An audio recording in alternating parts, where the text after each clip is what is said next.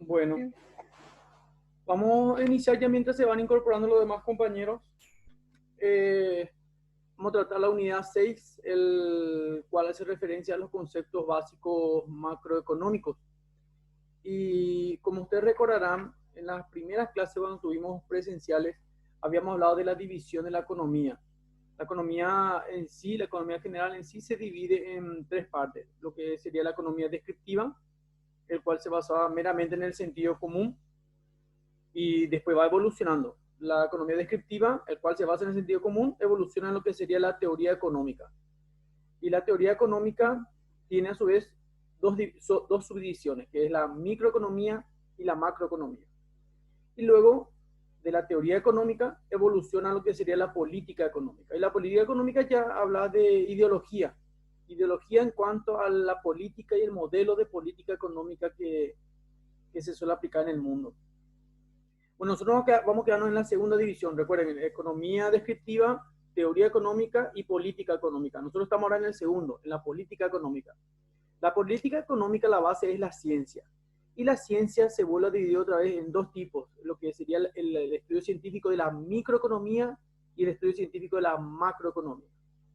Y la macroeconomía justamente es la que trata, el tema del cual trata la unidad 6. Bueno, Alejandra, vos tenés tu material a mano. Sí, tengo. Bueno, perfecto. Vamos a ir leyendo. Te voy a proyectar acá un PowerPoint y ese PowerPoint es mi idea, es justamente enviarla a ustedes. Voy a preparar esta tarde después de la clase, voy a preparar una batería de preguntas básicas para que ustedes vayan estudiando y le voy a enviar también este PowerPoint. Como yo siempre digo a tus compañeros, este PowerPoint es un resumen de la idea central de cada unidad del libro de Francisco Mochón. Entonces le va a servir muchísimo. ¿Estamos? Entonces ustedes lo que tienen que hacer es justamente Sí. ver las preguntas y marcar si quieren imprimir. Esto también no estaría nada mal tampoco. Bueno, vamos a concentrarnos no en la micro, sino en la macro, porque la unidad 6 habla de la macroeconomía. La macroeconomía, como dice muy bien esta partecita, se ocupa de estudiar cómo funciona la economía, pero no en sectores específicos. Eso lo hace la micro, sino que estudia la economía en su conjunto, en su totalidad. La economía pues está asentada sobre muchos sectores. Está, por ejemplo, el sector agrícola, ganadero, industrial, de servicios, etcétera. Y de servicios, por ejemplo, qué sé yo, podemos hablar de diferentes tipos de industrias, la industria metalúrgica, la industria tecnológica. Y si analizásemos el concepto micro, nosotros apuntaríamos a un sector específico de la economía.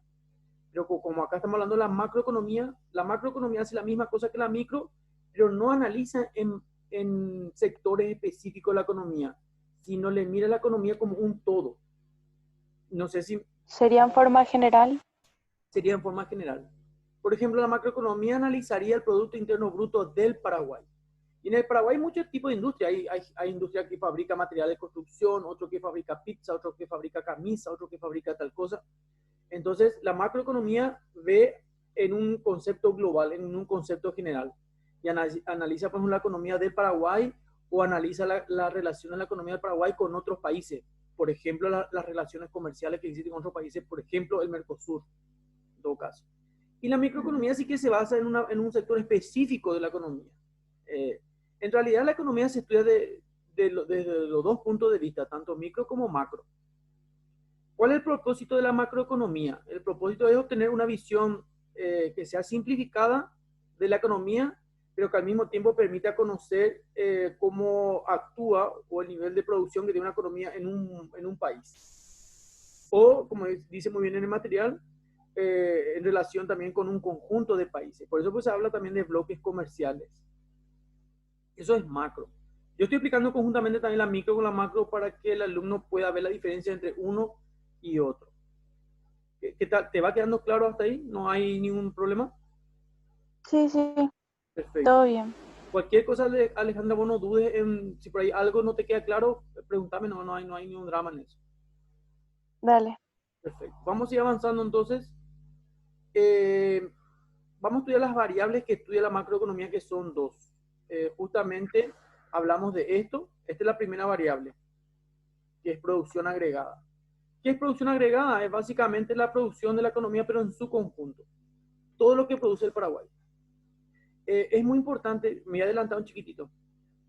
Cuando nosotros hablamos de la producción agregada, que es el estudio de la economía en su conjunto, ya estamos tocando despacito el tema del Producto Interno Bruto.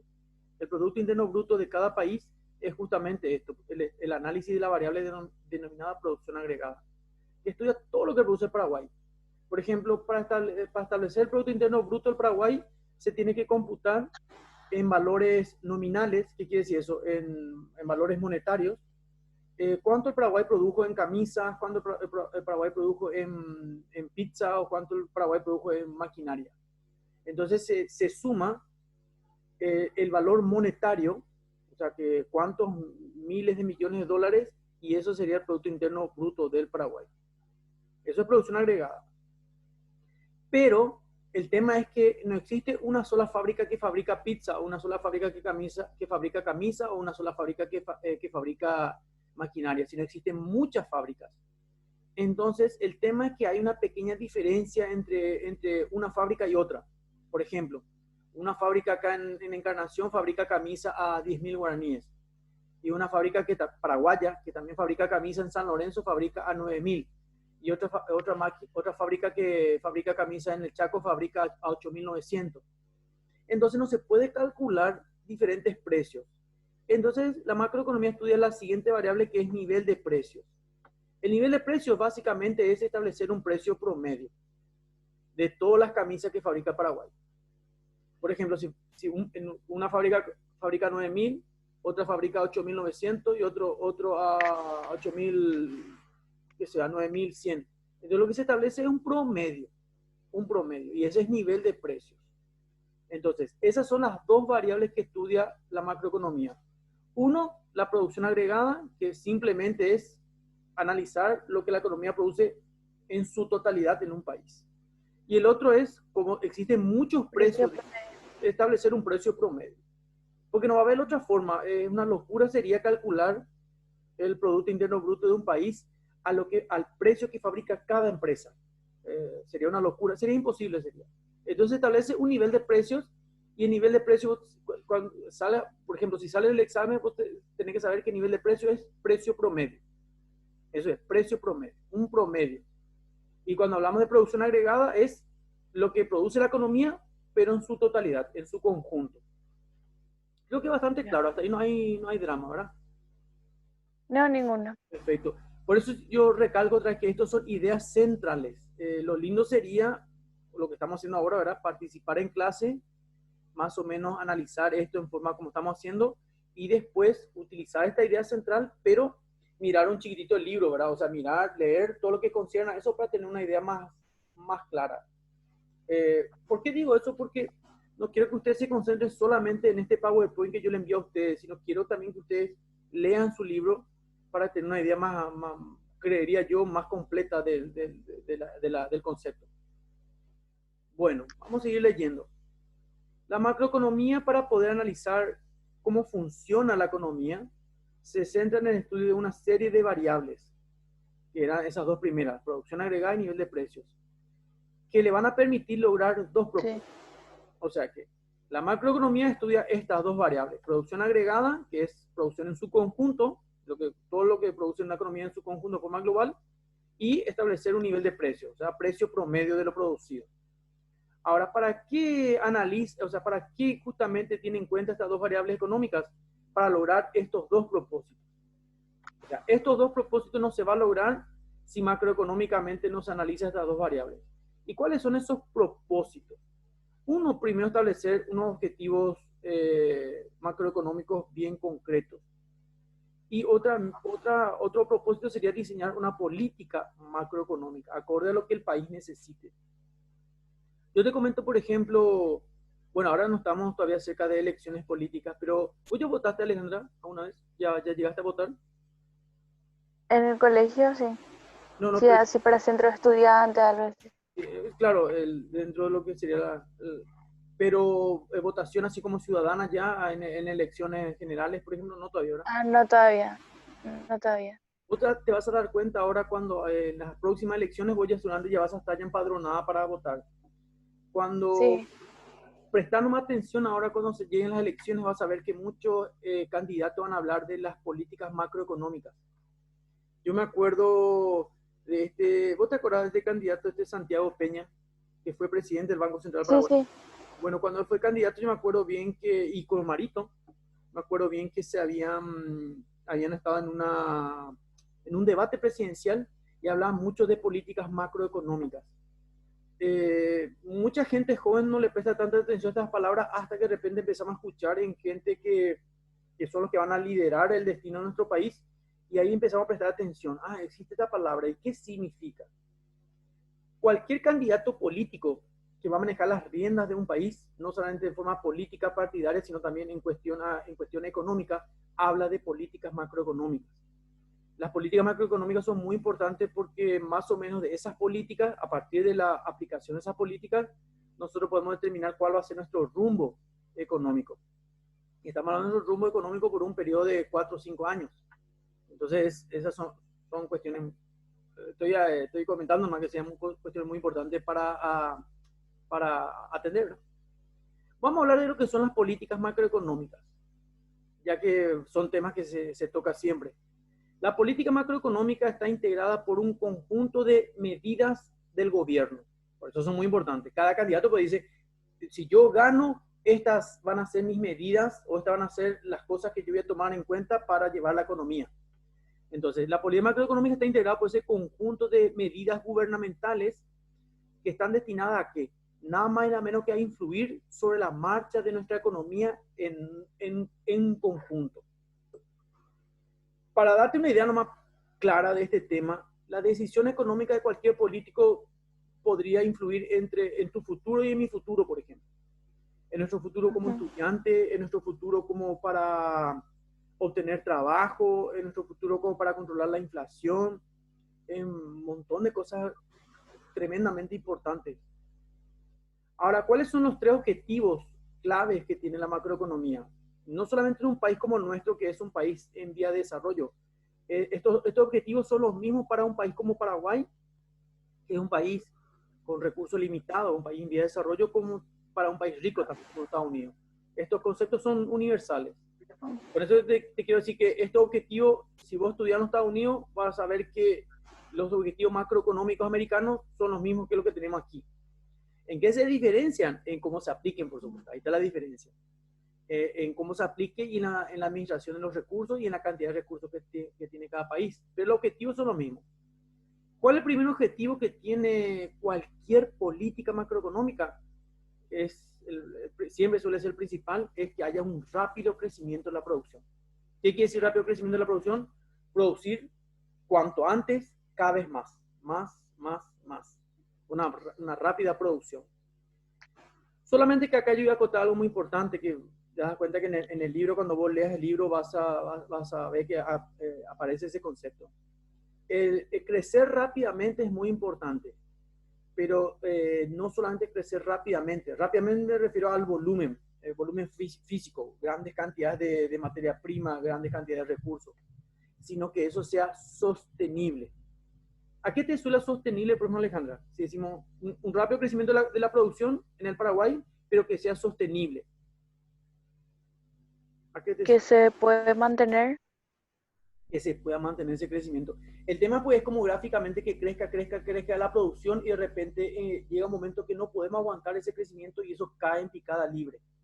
Entonces lo que el Paraguay necesita es, o bueno, cualquier país, no solamente Paraguay macroeconómicamente, no es que crezca altísimo, sino que crezca, pero que se mantenga con el correr del tiempo. ¿Eso qué quiere decir? A una joven como vos y los jóvenes que van a venir después de vos van a seguir necesitando fuente de trabajo, por ejemplo. ¿Entendés? Hoy aparece la señorita Alejandra y está estudiando en la universidad y dentro de muy pocos años ya va a necesitar insertarse ella en el mercado laboral profesional en la carrera que ella eligió.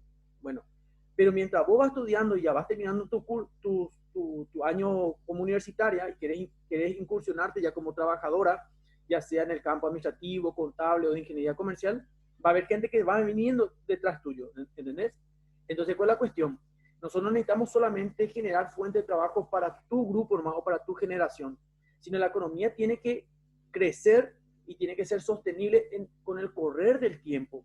Porque hubo paraguayos antes que vos que necesitan fuente de trabajo, existen paraguayos como vos en tu época, en este momento que va a demandar fuente de trabajo el día de mañana, y van a venir paraguayos que van a venir detrás nuestro y que van a seguir necesitando y demandando fuente de trabajo.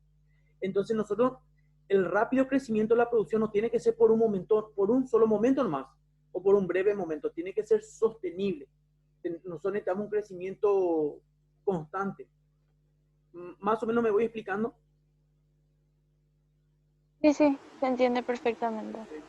Entonces, uno, el objetivo es lograr que la economía crezca, pero que sea sostenible, que sea duradera. Otro es, y esto viene por añadidura, si vos lográs que tu crecimiento económico sea alto, pero que sea sostenible, vas a conseguir un elevado empleo para tu país. O sea, hay una preguntita, yo me acuerdo bien que el año anterior, una preguntita tipo, como ustedes le suelen decir, tenía una cascarita de banana, ¿verdad? Que un país rico, por ejemplo, por citarte Estados Unidos, tenga un rápido crecimiento económico, ¿significa que va a tener nivel de desempleo cero? Una pregunta que te puedo hacer. ¿Qué opinas? ¿Puedes repetir de nuevo? Repito, el primer objetivo macroeconómico es que la economía crezca, que produzcamos más, siempre más y que Sí, sí. sea siempre, o sea, que sea perdurable, que sea sostenible. Pero suponiendo que logramos ese objetivo, que tenemos un crecimiento grande de la economía en producción y encima es sostenible, vamos a eliminar el desempleo, vamos a tener desempleo cero. No. Exactamente, perfecto. Igual vamos a tener un nivel de desempleo. Entonces, ¿dónde está el chiste que tengamos una economía elevada y encima sostenible si igual va a haber desempleo? Pero el nivel de desempleo nunca lo desaparece, sino que es mínimo. A lo que yo voy, es mínimo. O sea, lo que vos, el día de mañana, ¿cuál va a ser tu carrera, Alejandra? Licenciatura en Contaduría Pública. En contaduría pública, perfecto. En contaduría pública vos tenés un menú de opciones laborales, desde la propia teneduría de libro hasta el asesoramiento tributario, gestiones empresariales, consultoras, montón de cuestiones. También la parte financiera, etcétera. Entonces vos vas a tomar muchas decisiones empresariales. Ahora, ¿por qué es muy importante que maneje este tema? Porque en nuestro país, por ejemplo, en el caso de Paraguay, como muchos países característicos de Latinoamérica, tenemos un elevado nivel de desempleo. Y la parte complicada de Paraguay y otros países latinoamericanos es que encima de tener un elevado nivel de desempleo, el grueso de la población paraguaya y de latinoamericana es gente joven. Y ahí hay un gran drama. 70% de la población es joven. ¿Y cuál es el problema? Que esa gente joven es la que demanda trabajo. Entonces, si nosotros logramos un rápido crecimiento económico y logramos que sea sostenible, no vamos a matar el desempleo, pero vamos a controlar el desempleo. Y el desempleo que sea controlado ya es un éxito económico. Ahora en este preciso momento en Latinoamérica, por ejemplo, hay mucho nivel de desempleo. Ya había un alto nivel de desempleo y ahora con el tema de la pandemia a nivel mundial, frenó la economía y ya le está metiendo la economía encima de frenarle, ya le metió en una recesión y eso implicaría que va a haber desempleo. Esa es la realidad. Todos los datos estadísticos apuntan hacia eso. El año 2021 va a haber a lo mejor un pico en crecimiento en el desempleo. Entonces, vamos a ver qué medidas macroeconómicas se toman el año que viene para tratar de paliar ese problema y tener primero frenar el desempleo, estabilizar y crear fuentes de trabajo para que la economía siga prosperando, ¿verdad? Va a ser un año duro, el año que viene va a ser un año para tratar de compensar todo lo que estamos sufriendo este año en la economía. Y por añadidura, estas tres cositas vienen de la mano.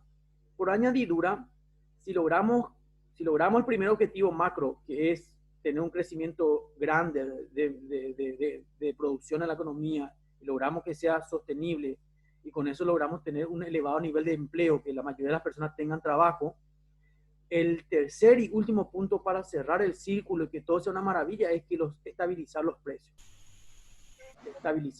el nivel de precios. Cuando nosotros hablamos de estabilización de precio, ¿con qué término económico vos lo podés relacionar esto? Lograr una estabilidad en el nivel de los precios. ¿Con qué vos lo estás relacionando? ¿Por qué te pregunto esto? Porque esto está relacionado con las unidades anteriores. Y sería para saber el nivel general de los precios, para saber si es estable y tipo saber controlar. Perfecto, perfecto. Voy a entrar ahí en detalle para que me diga la palabra clave. Si vamos a suponer que, te vuelvo a repetir, el macroeconómico del objetivo es que haya una estabilidad en los niveles de los precios. Nosotros todos queremos que sea estable, que sea la estabilidad pues lo controlable.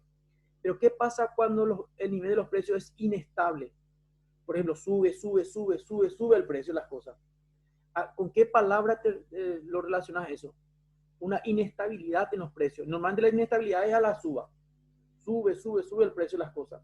Hoy comprar La inflación, ¿Cómo? la inflación, Correcto, perfecto, la inflación. Perfecto, la inflación. Ahí vos diste en la palabra clave, inflación. Porque la inflación es todo lo contrario a la estabilidad de los precios. Inflación es desestabilidad de los precios. ¿Eso qué quiere decir, Alejandra? Que vos y yo ganamos una plata, un sueldo, un salario, una remuneración, nuestra renta en la empresa que trabajamos.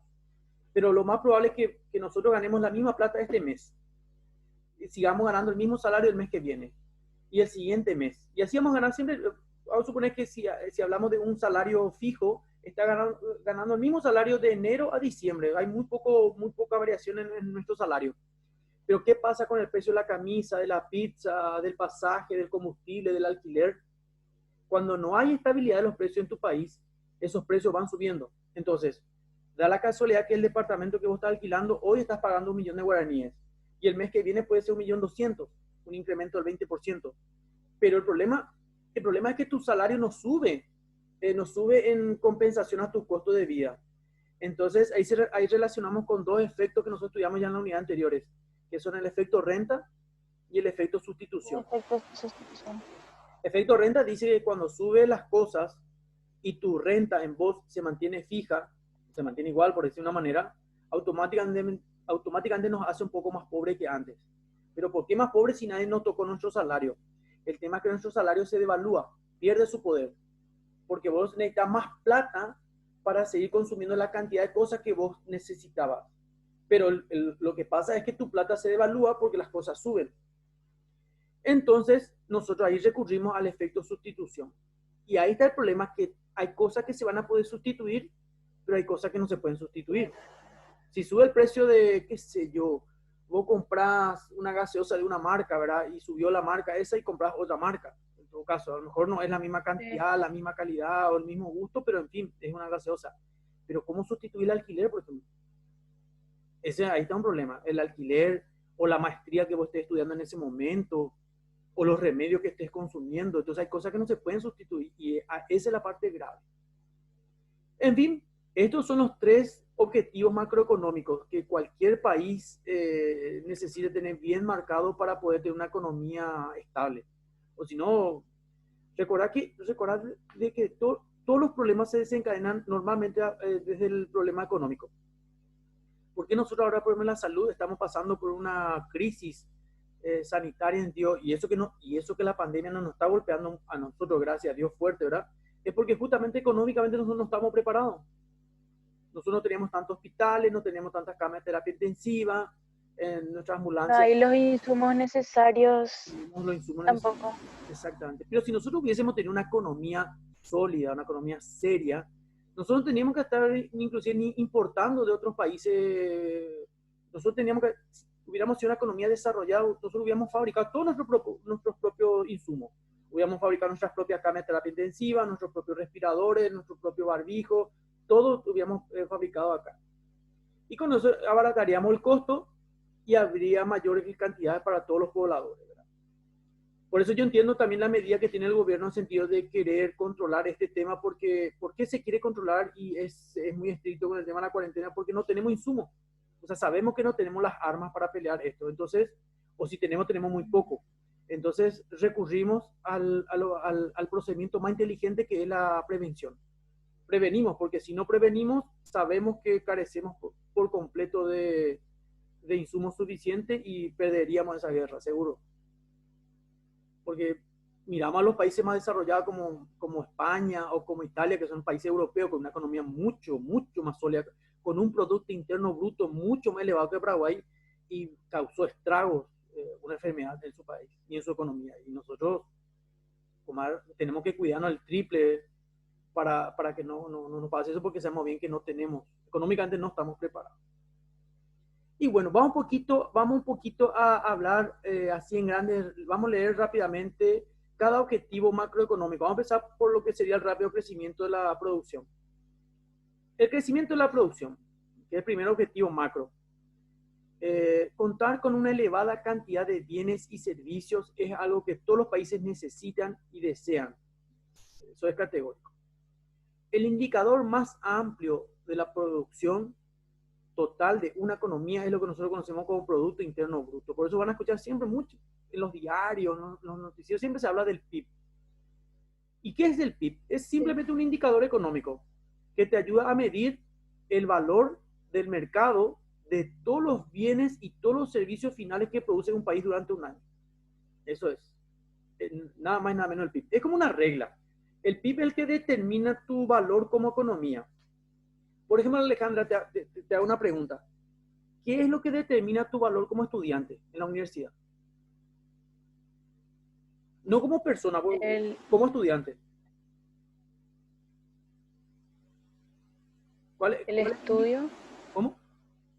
El estudio. El estudio, sí, pero el estudio es la herramienta que te lleva a que determine cómo sos como estudiante. En realidad sería tu rendimiento académico. ¿Y qué sería tu rendimiento académico? Tu legajo. ¿Y qué va a figurar en tu legajo? Bueno, Alejandra Vázquez, ¿cómo fue desde el primer semestre, el segundo, el tercero, el cuarto, el quinto? Y van a aparecer todas tus materias con todas tus calificaciones. ¿Entendés? Entonces, Sí. esas calificaciones que vos vas acumulando con el correr del tiempo, va determinando tu valor, o sea, cuál era el valor que vos tenías como estudiante. Pero no estoy hablando como persona, sino estoy hablando como futura profesional. Por eso no tenés que sorprenderte que el día de mañana, cuando vos presentes tu currículum en una empresa, te pidan que adjuntes tu legajo universitario. Y ponete a pensar, ¿no, Alejandra? Ponete en el lugar de la parte patronal, de la parte empleadora. Y viene una chica joven que quiere trabajar en tu empresa. Y vos le pedís su currículum, lo normal, ¿verdad? Y en su legajo universitario, la chica se recibió de profesional, es contadora, recibía también como vos, pero tenía un montón de 1 y 2, 1 y 2, 1 y 2. Y se recibió su título, llegó a pasar con el mínimo promedio. Y vos le quieres contratar a ella, ¿qué pensarías vos? Que tal vez no tiene la capacidad total para el empleo. O sea, te haría por lo menos dudar, ¿verdad? Sí. Te haría dudar. Ahora, si aparece de repente una chica que tiene buen promedio de calificación, entonces le voy a decir, bueno, esta persona... Pero que vos no le estás jugando como persona, sino le estás jugando como un factor productivo. Recuerda que los factores productivos son capital, tierra y trabajo. Entonces vos como factor productivo le estás calificando ahí. Si aparece una persona con un montón de 2, quiere decir que pasó raspando. Apenas pasó raspando. Pero si la chica tiene 4 o 5 de calificación, te dice muchas cosas de esa persona como estudiante y ahora como futura trabajadora, porque te dice, bueno, el que tiene 4 o 5 fue porque puede ser que haya sido una persona disciplinada, seguro. ¿Será que fue sacrificada en su estudio? Seguro, ¿verdad? Evidentemente, si sacó calificación 4, calificación 5, estamos hablando de una persona que tiene alto rendimiento en su escolaridad universitaria. Académica. Entonces, automáticamente vos pones en tu balanza los valores y decís, bueno, pero le vas a contratar al que tiene mejores calificaciones. Y el Producto Interno Bruto es algo así. El Producto Interno Bruto es una especie de, ¿cómo te puedo decir? De parámetro, de regla, que mide cuánto es lo que produce una economía. Evidentemente, un país que tenga un Producto Interno Bruto elevado, te está hablando de un país que es eficiente, que es coordinado, que es tecnológicamente preparado, etcétera, etcétera, etcétera. Bueno, es la misma cosa para un país que para una persona. El PIB justamente es una regla que trata de medir cuánto vale tu mercado en cuanto a lo que vos tengas. Por eso más o menos relaciono la producción de un país con el resultado de calificaciones de un estudiante. Y seguimos leyendo. Aunque la evolución, acá estoy en este párrafo, aunque la evolución del Producto Interno Bruto presenta fluctuaciones, porque no siempre tiene altibajos a lo largo del tiempo, lo normal en las economías avanzadas, lo normal en las economías desarrolladas, es que éstas tengan lugar en torno a una tendencia siempre creciente. Eso es lo ideal. Este crecimiento sostenible, que tiene que ser sostenible a largo plazo del Producto Interno Bruto, y la consiguiente mejora de los niveles de vida se conoce como crecimiento económico. Por ejemplo, yo te comento una cosa, según los datos estadísticos, Paraguay, por ejemplo, Paraguay este año iba a ser uno de los países que íbamos a tener dentro de la región, íbamos a tener uno de los crecimientos económicos en cuanto a nuestro PIB, macroeconómicamente hablando, más elevado. Apuntaba todito a eso. Solamente que vino esta pandemia y obviamente cambió todito el panorama. Nosotros retrocedimos unos puntos hacia atrás en nuestro crecimiento del Producto Interno Bruto. Y esos puntitos que retrocedimos, se habla de 1.6% de nuestro Producto Interno Bruto, en comparación con nuestros países vecinos que van a retroceder mucho más, eso va a simbolizar el año que viene en que algunas personas no tengan trabajo y en el que a algunas empresas les cueste pagar sus préstamos y que no puedan cumplir con sus obligaciones financieras. Esto es categórico. Entonces hay que prestar mucha atención, ¿verdad? Y en el caso de nosotros que somos estudiantes universitarios, con mayor razón tenemos que cuidar nuestra economía porque los estudiantes tenemos mucho gasto. No es solamente la cuota ni la matrícula, tenemos cuota de pasaje, comida, alquiler, libros, fotocopia. Entonces tenemos que ser una economía muy cautelosa para que no se vea afectada nuestra propia economía personal. Recordando que la universidad no es solamente un año, nosotros tenemos 5 años que tenemos que tener una economía bastante cuidadosa y sostenible para que podamos terminar nuestro proyecto que es la carrera universitaria. Es la misma cosa. Así como está pensando el presidente cómo mantener nuestra economía, nosotros los estudiantes tenemos que atender cuáles son las políticas económicas que vamos a aplicar en este año y el año que viene para seguir en este proyecto tan importante que es nuestra carrera. ¿Qué es el PIB potencial? Es un concepto que se desprende del propio PIB. Es el máximo nivel del Producto Interno Bruto que puede mantenerse con dos cosas muy importantes. Uno, con la tecnología que tengamos a disposición y otro, con el volumen de población que tengamos. El volumen de población. O sea, son dos. Si alguien te pregunta, Alejandra, ¿cómo logramos nuestro PIB potencial, que es el máximo nivel de producción que podemos tener? Con dos cosas. Primero, ¿qué recursos disponemos? Tecnología, ¿qué tenemos? ¿Qué disponemos? ¿Cómo aramos el campo? ¿Aramos todavía con buey o aramos ya con máquina? ¿Cómo fabricamos en la empresa? ¿Fabricamos todavía a mano o ya tenemos maquinarias? Y si tenés maquinaria, tenés gente preparada. Estamos hablando de capital humano. Y el volumen de población, la cantidad de población que vos tengas en tu país. ¿Cuántos son ustedes? 8 millones de habitantes. Perfecto, está bien. Es un país chiquitito, pero bueno, 8 millones. De esos 8 millones, ¿cuántas personas son preparadas? ¿Cuántas personas tienen acceso al estudio universitario, al terciario? Entonces ahí hablamos no solamente de la cantidad de población que tenga tu país, sino a la calidad de la población. ¿Cuántos son contadores? ¿Cuántos son administradores? ¿Cuántos son arquitectos? ¿Cuántos son abogados? ¿Cuántos son médicos? Es muy importante eso. Y eso establece tu PIB potencial. Vos podés tener, Paraguay puede ser un país de 20 millones de habitantes, por decirte, qué sé yo. Podemos triplicar, 300% más de población tiene el Paraguay. Pero no es por la cantidad, es la calidad que vos tengas. Si vos tenés 20 millones de personas en el Paraguay, pero de los 20 millones de personas, apenas 1% va a la universidad, entonces vas a tener lo que vas a tener es un montón de gente que va a necesitar, te va a demandar cosas. Techo, vivienda, alimentación, y va a formar parte de una franja de pobreza. Por eso lo interesante sería que vos tengas una población grande, pero una población preparada. Cuando vos te metiste en el colegio estudiante habrás dado tu material de historia, ¿verdad? En algún momento. A mí siempre me gustaba historia en el colegio. Y yo recuerdo bien que era lo primero que hizo Carlos Antonio López después de lograr nuestra independencia de la corona europea, era justamente buscar a los mejores paraguayos, a los estudiantes jóvenes paraguayos, y qué hizo con ellos. ¿Recordan los libros de historia? Siempre están. Era que usó a esas personas para que dicten sus enseñanzas. Sí, pero primeramente buscó los mejores estudiantes en el Paraguay y a toditos les dio becas para que vayan a estudiar en Europa. Entonces decía, Alejandro, ¿vos qué quieres estudiar? Yo quiero estudiar ciencias empresariales. Bueno, perfecto, a Europa. ¿Vos qué quieres estudiar? Ingeniería, a Europa. Y le creó una generación de gente joven e inteligente con la condición de volver al país y explotar todo su conocimiento técnico. Entonces lo que hizo Carlos Antonio López es preparar una población joven de gente altamente instruida.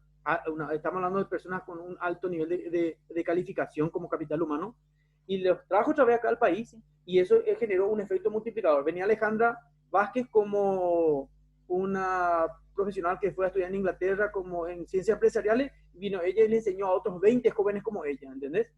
Entonces de repente teníamos Paraguay, teníamos un volumen de población con un capital humano riquísimo en conocimiento. Y eso elevó, o sea, ¿por qué eso hizo Carlos Antonio López? Porque el concepto de PIB y de PIB potencial ya se manejaba antes, ya no, esto no es nuevo, esto ya tiene años, tiene esto. Entonces, lo que quiso hacer los estadistas en ese momento era justamente potenciar nuestro capital humano. Es interesante. Bueno, no solamente es el crecimiento productivo, sino hablamos también del empleo también. Recuerda que este es el segundo objetivo macro. Dice acá, cuando se finaliza el periodo de formación, por ejemplo, en el caso tuyo como estudiante universitario en la carrera que elegiste, todos los individuos van a desear encontrar rápidamente un buen empleo. Eso es lo primero que uno hace. Uno cuando se recibe la facultad ya está pensando, bueno, ¿en qué empresa voy a presentar mi carpeta? Si estas condiciones se cumplen para la mayoría de las personas en condiciones de trabajar, la economía tendría lo que nosotros le denominamos como elevado nivel de empleo. Ahora, la otra cara de la moneda, lastimosamente es una moneda que tiene, porque toda moneda tiene dos caras. La otra cara de la moneda es el desempleo, que se mide por la tasa de desempleo. ¿Y qué es la tasa de desempleo? Es el porcentaje de población que está sin trabajo, desempleada. Ahora, la población activa está formada por todas las personas que están ocupadas, o sea, que están trabajando. Y las personas que no tienen trabajo, pero que están buscando trabajo. Esa es la población activa. Esto es muy importante que vos manejes. Yo inclusive consideré como ítem para el examen que viene. Hay que ver si los demás colegas o sea, si logramos meter esta pregunta, ¿verdad? Pero esta es una de las preguntas que yo considero muy importante. La población activa, nosotros tenemos dos tipos de población, Alejandro, en Paraguay. Población activa y población inactiva, la que no trabaja. La que no trabaja ni está buscando los trabajos. Y dentro de esa población activa le puedes meter a los jubilados, por ejemplo, que ya no trabajan más, ya no producen. A las amas de casa también. Me refiero a la población inactiva. ¿Por qué a las amas de casa? Si las amas de casa cumplen un papel muy importante en la administración de la economía doméstica, pero no tiene salario, pues, no tiene sueldo. Entonces, como no tiene sueldo, forma parte de la población inactiva. Los estudiantes también. Los estudiantes se están formando como capital humano, pero no tiene sueldo por estudiar. Entonces no genera todavía una producción activa. Entonces es población inactiva. Ahora, ¿quiénes son poblaciones activas? Las que están Las trabajando. personas desempleadas, pero que buscan trabajo. Exactamente. Está la gente que está trabajando y ya tiene un salario. Y está la gente que no tiene trabajo, pero que está buscando trabajo, está presentando su carpeta por todos lados. Eso también es población activa. Porque está activando, en ese momento no está desactivado, pero está buscando trabajo. Está en búsqueda. Esa es población activa. Entonces lo que vos tenés para calcular es cuál es la tasa de desempleo de tu país. Vos tenés que agarrar el número de personas que están paradas, que son las inactivas, dividido la población activa que vos tengas y multipliques por 100. Y ahí vas a tener tu porcentaje de desempleo. Que en el caso de Paraguay tenemos una tasa de desempleo, por lo menos el último dato estadístico que yo había anotado en el 2019 fue, sí, en el finales del 2018, inicio del 2019, era que de cada 5 jóvenes en el Paraguay, solamente 2 tenían trabajo y los otros 3 no. Y ese es prácticamente casi un poco más del 50% de la población joven que no. Está la gente que son informales, esa que trabaja hoy sí, mañana no. Está también los que no aportan al régimen de seguridad social, o sea, IPS. O sea, no tiene un salario, no tiene un salario. Nosotros decimos así en forma popular, changa, ¿verdad? O sea, tienen trabajo hoy sí, mañana no, es informal. Están los vendedores ambulantes también, que forman parte de la economía, pero no pagan impuestos o no están sujetos a un salario.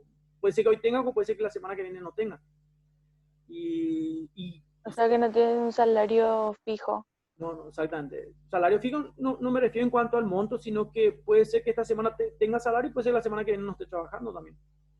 Y eso es muy preocupante para la economía, es muy preocupante.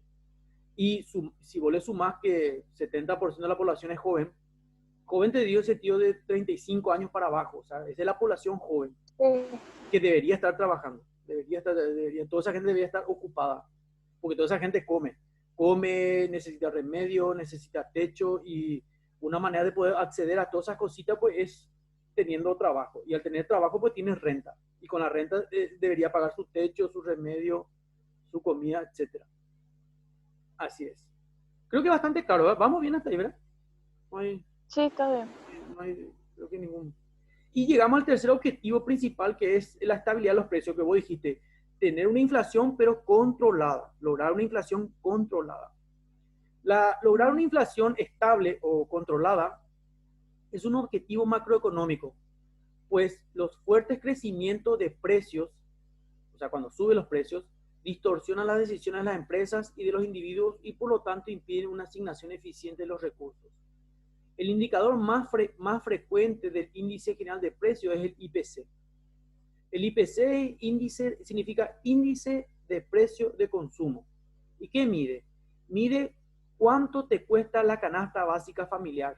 ¿Vos escuchaste en un momento canasta básica familiar? Siempre se suele escuchar a Sí. fin de año. Ujú. Si vos prestás atención, poner que a partir de ahora que iniciaste ya tu vida universitaria y estás en una carrera empresarial, prestar mucha atención que normalmente siempre se habla del costo de la canasta básica familiar de las familias paraguayas. ¿Cuánto forma? Metafóricamente se habla de una canasta y en la canasta entra todo lo que las familias comunes consumen. Pan, leche, carne, pasaje, combustible, internet, escuela, alquiler, energía eléctrica, teléfono, agua. O sea, esa es la canasta básica familiar. Entonces, lo que se establece es cuánto es el costo de la canasta básica familiar para la familia paraguaya en el 2020 y cuánto va a costar la canasta básica familiar en el 2021. La misma canasta básica. Ahora, ¿cómo puede una familia costear mensualmente su canasta básica o su sueldo? Y la idea es que si la inflación no se controla y sube el precio de la leche, del pasaje, del combustible, del alquiler, de todas las cositas que forman parte de esa canasta básica familiar, las familias paraguayas lo que van a exigir primerito al gobierno va a ser que se eleve su nivel de sueldo, salario. Y, y eso es Sí. normal. Si yo, por ejemplo, con mis 2.200.000, que es mi salario mínimo hoy en día, yo no puedo cubrir esa canasta básica familiar, yo voy a empiezan los problemas. Recordar los problemas fundamentales de la economía, no sé si recuerdan las primeras unidades. El primer problema era económico, el segundo problema era de recursos, tecnología, y el tercer problema pues, era problemas sociales. ¿Recordás? Los tres problemas fundamentales de la Ah, economía. sí, sí. Bueno, y esa parte social lo que es peligrosa, ¿por qué? Porque los problemas sociales hacen referencia a la inseguridad, hace referencia a que la gente empieza a salir a manifestarse, a hacer huelgas, cierre de rutas, ahí sale todo lo, como yo siempre digo, todas las cosas que nos hacen en la economía, en ese tercer problema de la economía que es social, ahí sale todo. ¿Y cuál es la cuestión? Vamos a repasar. Si la inflación no se controla y sube el precio de todas las cosas, yo como trabajador voy a ver que mi IPC me dice que no puedo costear con mi salario la canasta básica familiar y por lo tanto me cuesta hacer llegar la comida a la mesa de mi familia.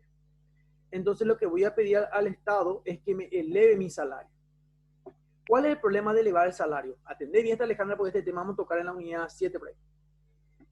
Cuando se eleva mi salario, poner que el gobierno dice, bueno, a ver, con 2.500.000 ya vas a poder cubrir tu canasta básica familiar, 300.000 ni más. Pero si ese incremento de salario es solamente nominal, ¿qué quiere decir nominal?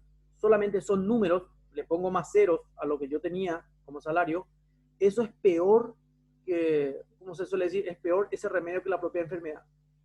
¿Por qué va a ser peor? Porque la economía no creció.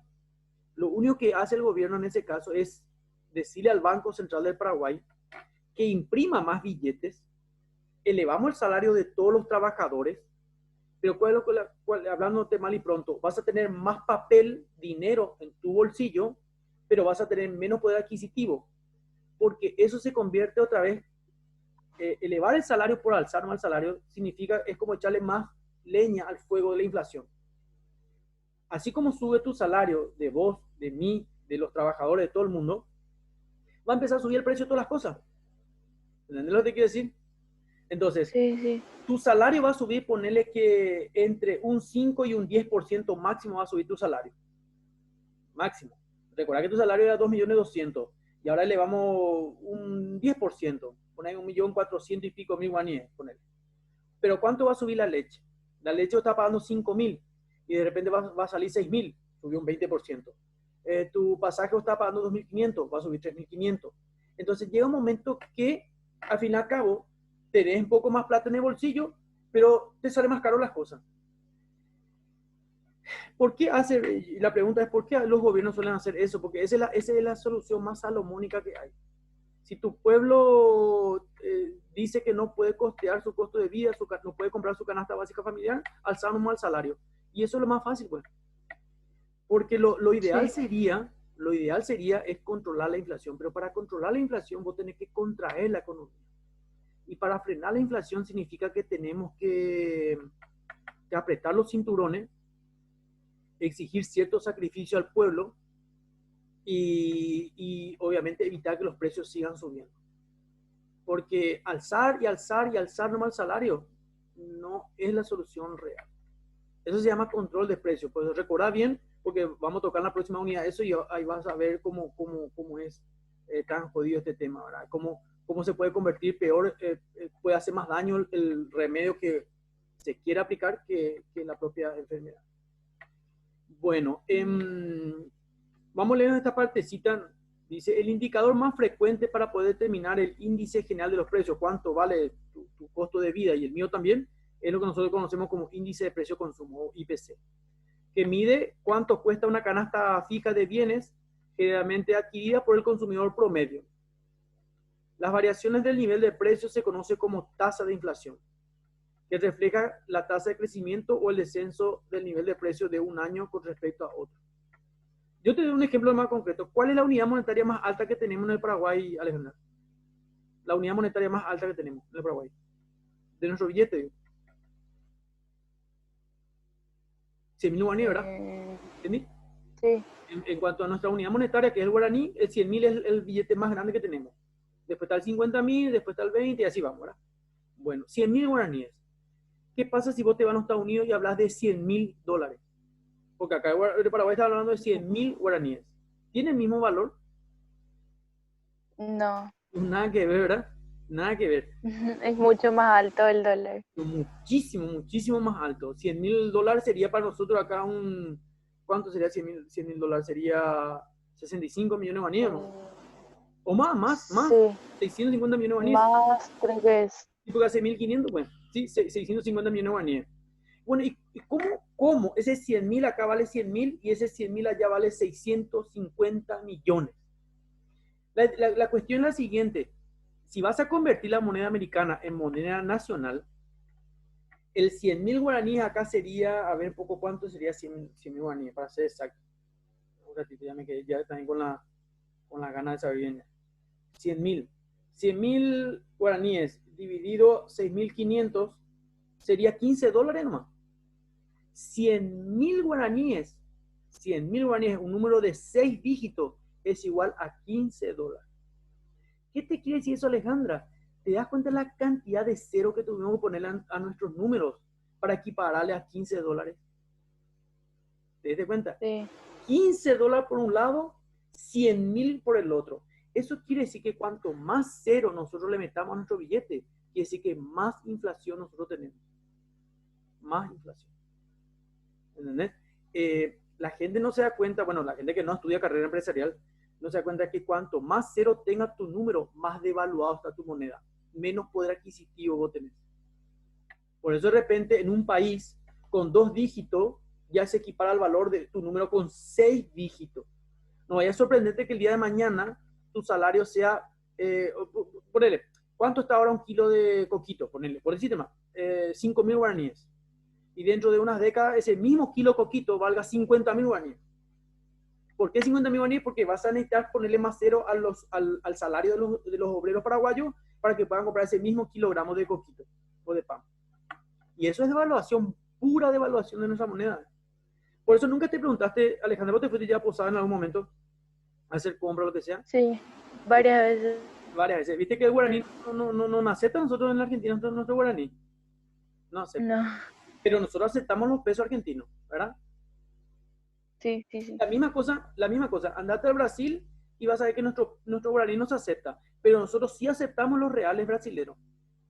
¿Y por qué nosotros aceptamos los pesos argentinos y los reales brasileños y ellos no aceptan nuestra moneda? Porque para ellos nuestra moneda está altamente devaluada. Por eso nunca se acepta el billete del país más devaluado, porque tiene una inflación alta. Pero si vos aceptás su moneda, bueno, andate en los Estados Unidos, Alejandra, y lleva guaraní, lleva real y lleva peso. A ver si te acepta alguno de los tres en los Estados Unidos. Ninguno te van a aceptar. No. Pero tanto en Brasil como Argentina y Paraguay sí se aceptan los dólares. ¿Te diste cuenta? Es el orden. Sí. Por eso es una forma de pillar si tu moneda está más devaluada que el resto, es porque no se acepta. No se acepta. Por lo menos en forma general no se acepta, no, en ese caso. Aunque la Argentina está teniendo una inflación altísima, tiene una inflación altísima, pero aún así Paraguay también tiene una inflación más alta inclusive. Esa es nuestra realidad. Por eso cuanto más número tenga tu billete, no es bueno. Es una mala señal. Y cuando el país está en situación, en crisis económica, lo que normalmente suele hacer es agarrar la maquinita, yo le digo la maquinita impresora del BCP, y empieza a imprimir billetes. Y empapela al país con billetes. Pero te das cuenta que esos billetes, cuando hay muchos billetes, porque la inflación está alta. Y tiene que juntar un montón de papeles para comprar la misma cantidad de cosas que se compraba antes. Yo siempre me acuerdo el caso de Venezuela. Yo me acuerdo que una vez un señor en Venezuela se fue. Venezuela tiene 700% de inflación, tiene una locura. Lo de Venezuela ya no se habla más de inflación, se habla de hiperinflación, o una inflación galopante, se suele decir. En Venezuela un tipo tenía que llevar, ya no se medía por la cantidad de billetes, sino por el kilaje de billetes. Un tipo tenía que llevar un fajo así que tenía 1,5 kilos de billete para comprar 1 kilo de carne. Eso valía 1 kilo de carne. Ahí te das cuenta que el caso de Venezuela es peor otra que el nuestro, que ojalá nosotros nunca caigamos en eso, ¿verdad? Bueno, ¿algunas preguntitas hasta acá, Alejandra? No, ninguna. Tengo todo entendido ya. No sé si nos queda, tenemos todo el tiempo. ¿Seguimos nomás? ¿Te parece bien? ¿Sí seguimos todavía? Sí. Bueno, ¿se puede eliminar la inflación de una economía? Yo ya te adelanto que no. La inflación no se puede eliminar, pero sí se puede controlar. Con que una economía logre controlar la inflación, lo ya es una maravilla. Controlar. Ahora, ¿qué medidas se pueden tomar para reducir la inflación, que sería controlar la inflación? Y esa medida que te dije yo de imprimir billete, esa es la peor. Eso es echar más leña. Y normalmente se toma esa decisión porque es la decisión ¿cómo te puedo decir? Más simple, pero no es la correcta. Es como el examen, Alejandra. ¿Cómo puedo pasar el examen? Hay dos maneras, o copiando o estudiando. ¿Cuál es la manera más simple? Copiando. Copiando, esa es la verdad. En cambio, yo para pasar tengo que estudiar, tengo que estudiar 6, 7, 8 horas, tengo que estudiar, todos los días tengo que estudiar para pasar. En cambio, copiando, con estirar un poquito el cuello y copio nomás. Pero a la larga, ¿cuál es más efectiva? ¿El haber copiado o el haber estudiar? ¿Qué es más efectivo el haber estudiado? Porque cuando yo trabajo... El haber estudiado es más efectivo. A la larga, exactamente, a la larga va a ser más efectiva porque cuando yo trabajo en una empresa yo no voy a poder estar copiando. Ahí yo tengo que aplicar los conocimientos. Sí. Y si yo algo solamente copié, yo no obtuve el conocimiento, yo solamente copié nomás. No entiendo ni qué es lo que copié, pero copié lo correcto y pasé. Bueno, y esa es la misma cosa en la economía. En la economía la medida más simple es imprimir billetes nomás. Lo ordenás a tu BCP, a tu Banco Central Paraguay, o a tu Reserva Federal, o como lo le llamen en tu país, imprimir el billete y le calmar al pueblo. Pero es una solución a corto plazo. A largo plazo, eso se te va a convertir en algo peor. Entonces, la manera eficiente que tiene un estudiante o la manera eficiente que tiene una economía para controlar su inflación es justamente esta. Las medidas que hay que tomar para reducir o poder controlar la inflación generalmente conlleva a contraer la actividad económica y a aumentar el desempleo. Es increíble. Pero ¿por qué aumentar el desempleo? Dice, por ello es frecuente que las autoridades económicas procuren buscar un cierto compromiso entre lo que es el control de la inflación y el desempleo. Y aplicar de la manera más sencilla. Inflación pues significa que sube el precio de todas las cosas que vos tenés en tu país. Voy a ponerte, Alejandra, vos como autoridad. Y tu pueblo dice, Alejandra, no puedo comprar la leche para mis hijos, no puedo pagar el estudio para mis hijos, no puedo llevar el pan a mi casa. Todo es caro. Ayúdame, vos sos el gobierno y nosotros estamos metiendo presión, huelga, manifestación, etc. Entonces vos tenés una solución, la solución científica es contraer la economía. ¿Qué quiere decir contracción de la economía? Empezás justamente a frenar la inflación. ¿De qué manera? Empezás a alargar menos plata en el mercado. ¿Y qué pasa con eso? En vez de recordar que cuando es una medida así sencilla, vos haces lo contrario, largas plata en el mercado. Pero acá contraes la economía. Entonces, dejas que haya menos plata, evitas que haya menos plata en el mercado. Al evitar que haya menos oferta monetaria, lo que vos tratás de hacer es que los precios empiecen a descender. Porque la oferta pues es el que hace el precio. Entonces lográs que baje el precio. Es cierto. Vas a lograr que baje el precio, pero la gente que tiene una empresa, la gente que fabrica esa galletita, la gente que fabrica esa leche tiene empleados. Y va a generar desempleo también eso. Pero con eso vas a lograr, aunque genere un cierto nivel de desempleo, vas a evitar que el precio siga subiendo. Entonces, cuando vos logres frenar, baja el precio hasta ahí baja, bueno, lográs frenar eso, entonces ahí volvés a reactivar la economía y tenés que volver a generar fuente de trabajo para recuperar toda esa gente que quedó sin trabajo durante ese periodo que llevó tu medida económica. Eso se llama contracción de la economía. Y como es tan difícil aplicar una contracción de la economía, especialmente en un país donde solamente el 3% de la población paraguaya tiene acceso al estudio terciario, la mayoría de la gente no va a entender nunca esta medida económica. ¿Qué hicieron todos los gobiernos hasta ahora?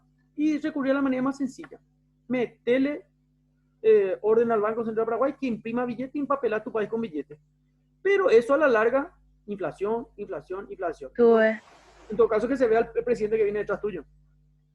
Pero el pueblo sigue quedando. Hoy vos sos presidenta, mañana voy a ser yo, después voy a ser otro, pero el pueblo siempre es el mismo. Y ese es el problema. Vos le vas heredando a cada generación una inflación cada vez más alta. Y una solución ideal sería contraer la economía, pero es doloroso. Es doloroso a corto plazo, pero a largo plazo es eficiente. Es como el estudiante. Vos le decís, Alejandra, ¿vos querés pasar? Bueno, estudiar 8 horas. No, pero 8 horas es muchísimo. No voy a poder ver mi programa. Voy a tener que estar horas desvelándome. Y obvio que es un sacrificio, pero a la larga va a tener resultados. Otra manera sencilla, Alejandra, es copiarlo de tu compañero y va a ser más fácil. No vas a estar 8 horas estudiando, pero a la larga, cuando vos quieras trabajar, No sirve. te van a poner a 90 días a prueba, van a decir, no, pues esta chica no sabe nada, lo siento, no la vamos a poder contratar. Bueno, y esa es nuestra situación, nuestra economía. La mayoría de nuestros políticos buscaban caminos sencillos que solucionan el problema a corto plazo, pero a largo plazo tiene un efecto peor.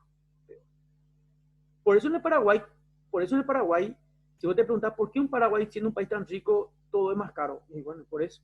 Todo tiene una respuesta. ¿Por qué siendo un país tan rico hay gente que no tiene trabajo? ¿Por qué siendo un país tan rico hay gente que no tiene una propiedad, no tiene un terreno? ¿Por qué siendo un país tan rico tenemos tantos jóvenes sin empleo? ¿Por qué estudiar en el Paraguay es tan caro? ¿Por qué tener una casa propia en el Paraguay es tan caro?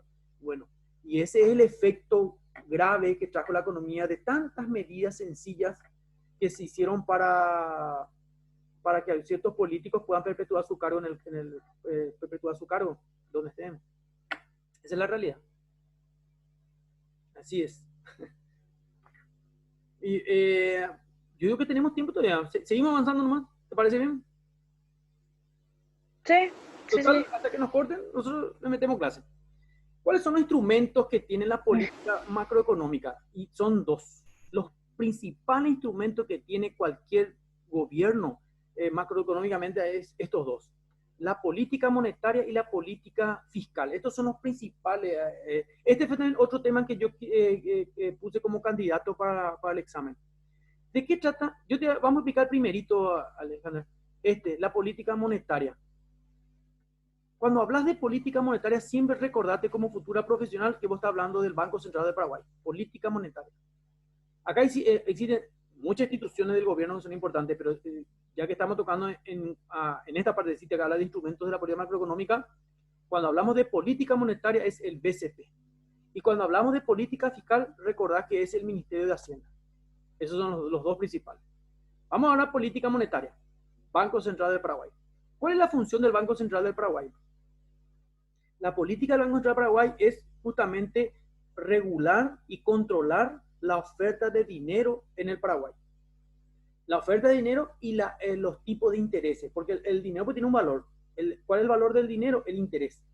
Entonces, eso es... ¿Vos recordás la primera unidad, Alejandra, cuando se hablaba de cuáles son las características que tiene que tener un dinero mercancía para que sea considerado como dinero? Creo que era la unidad 2. ¿Verdad? 5 cualidades tenía que tener para que algo sea utilizado como dinero. Tenía que ser divisible, homogéneo, tenía que ser transportable, así era. Y una de sus principales características que tenía que ser de oferta limitada. ¿Y por qué tiene que ser de oferta limitada? Porque si cualquiera puede generar dinero, entonces no va a tener valor. Imagínate, Alejandra, que vos hagas tu propia plata en tu casa y yo hago mi propia plata en mi casa y cada uno hace su propia plata en su casa. Entonces no va a ser de oferta limitada, es más, va a ser de oferta ilimitada. Entonces, ¿qué hacemos nosotros? Hacemos lo siguiente. Nombramos una institución que le vamos a denominar, en el caso de Paraguay, Banco Central del Paraguay, y es el que controla todos los bancos que están en el Paraguay. Y el que controla cuánta cantidad de plata se larga en el mercado. Por eso pues se habla de oferta limitada. Él controla, el Banco Central del Paraguay. Es la única institución que tiene que encargarse de emitir los billetes y de acuñar las monedas. Y ellos dicen cuánto se va a largar en el mercado. Y tienen que regular, porque si se larga más plata, recordad qué va a pasar si se larga más plata de lo que se tiene que largar en el mercado. Se va a devaluar muchísimo nuestra moneda. Entonces el BCP tiene que regular eso, tiene que controlar eso. Ahora, ese es el BCP. Y el otro es la política fiscal. La política fiscal, como yo te dije, es el Ministerio de Hacienda. ¿Y qué es el Ministerio de Hacienda? El que regula dos cosas muy importantes. El impuesto o los impuestos. ¿Y los impuestos para qué se utilizan? Para invertir en el gasto público del Paraguay. El gasto público. Impuestos y gasto público. Por ejemplo, la Universidad Nacional de Itapúa se fue creada con impuestos. Entonces, de eso ¿quién es el que regula eso? La política fiscal, que es aplicación de impuestos y gasto público, el Ministerio de Hacienda. Esas son las dos herramientas o los dos instrumentos de la política macroeconómica. Siempre recordar, política monetaria, Banco Central de Paraguay. ¿Cuáles son sus funciones? Regular la oferta de dinero en el mercado y el tipo de interés de esa moneda, de ese dinero. Y la política fiscal es Ministerio de Hacienda. Ministerio de Hacienda. De Hacienda y dos cosas importantes del Ministerio de Hacienda.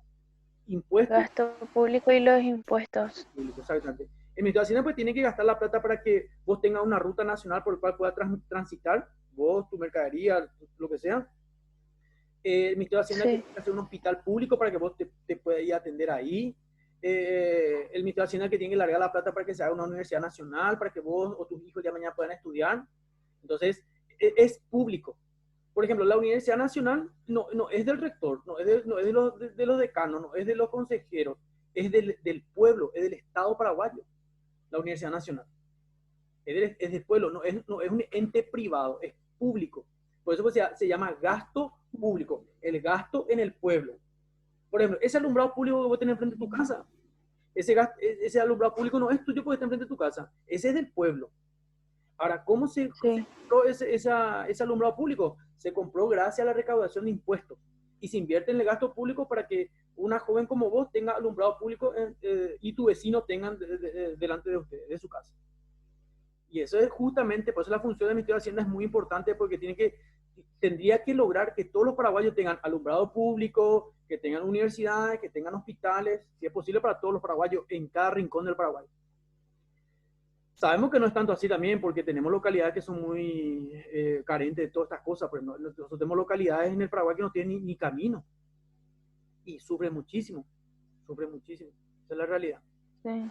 Y bueno, vamos a llegar hasta este último, si no alcanza el tema, hasta esta última diapositiva, que es básicamente lo que estamos hablando. Y ¿te parece bien si dejamos hasta aquí? Yo no sé, ¿vos tenés clase ahora también con otra materia? ¿No tienen Zoom ahora? No, pero tengo, sí. No, no, no, no. Entonces leemos este último. Eh, ¿Sí? Te escucho. no, creo que no. Y bueno, vamos. Comunicación, lo que parece que estamos teniendo al mismo tiempo. Uy, entonces dejamos, nomás cortamos, no quiero que pierda también la otra clase. Yo, Alejandra, estoy queriendo mañana a la tarde, si por ahí si quieren, aquellos compañeros que puedan acoplarse, mañana tener una clase por lo menos así de 40 minutos también si quieren, para seguir tocando la unidad 6. ¿Te parece bien?